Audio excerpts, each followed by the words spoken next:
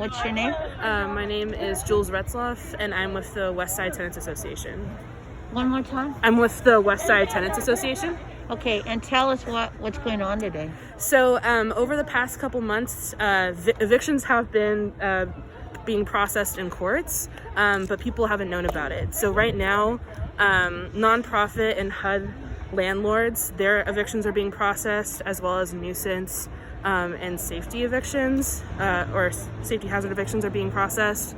And evictions at this point in time are a health hazard. I mean, they're always a health hazard.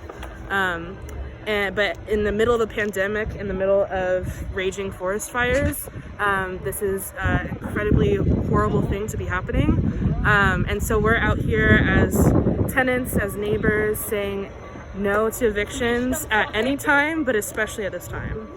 So just to go back a little bit, because Core Magazine is all work with folk who are on the street who got evicted. Yes. And we've got 4 families right now facing constant harassment. Right. So in terms of the folks you work with, and we're talking about, of course, Occupy Yelamu, Frisco. Right.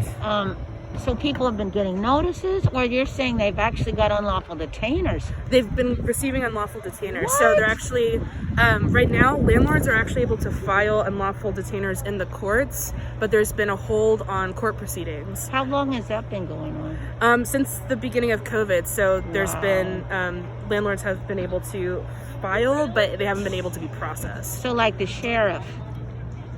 Or you mean like the judge? With the judge, so in the ruling? courts. Oh, So in the okay. courts, they haven't been able to be seen. But we heard from a lawyer last Monday there was 19 cases that were seen in court. So this is still happening. Are they having like underground trials? What's happening So here?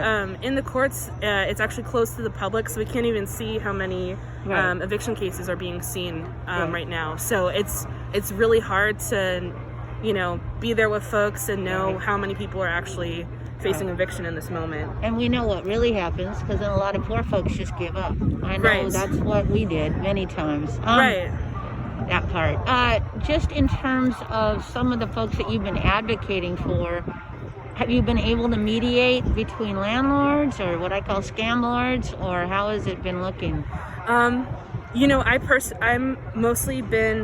to West Side Tenants Sure. Association, so I have not been actually directly working with tenants at this point in time.